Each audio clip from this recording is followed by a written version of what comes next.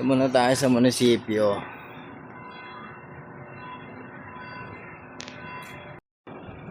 Ayan, saan tayo pupunta? Dito tayo sa phase 2 ng ating DRT.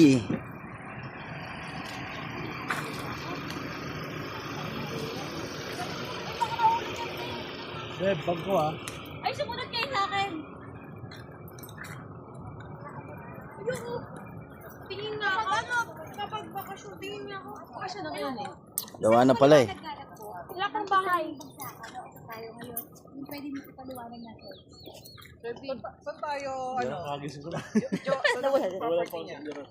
Ano ulit pangalan? Ano pa ba tayo? Lodigaria.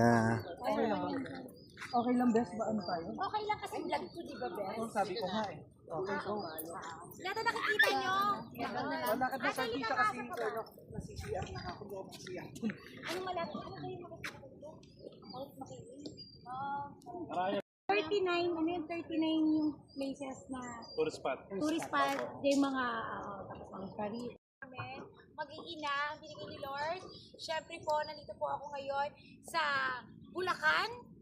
Ayan, sa Bulacan po. At alam niyo naman sa ating syudad, nakatira tayo sa isang maingay na lugar.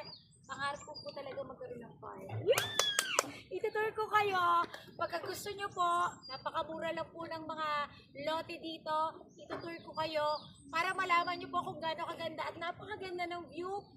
39 na pwede nyong malalapit na pasyalan, mga falls, yan, hospital, mga pools and everything.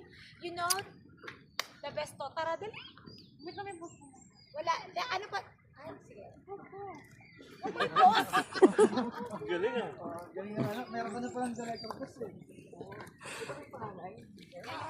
Kasi ulit yan. Okay. Nandito tayo sa DRT. Sa overlooking ng phase 2 ng DRT sa Lodigaria.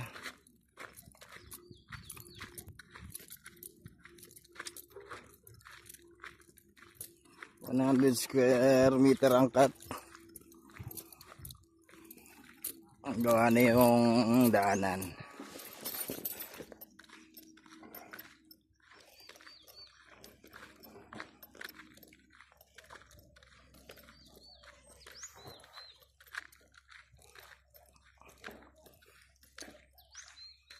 Okay.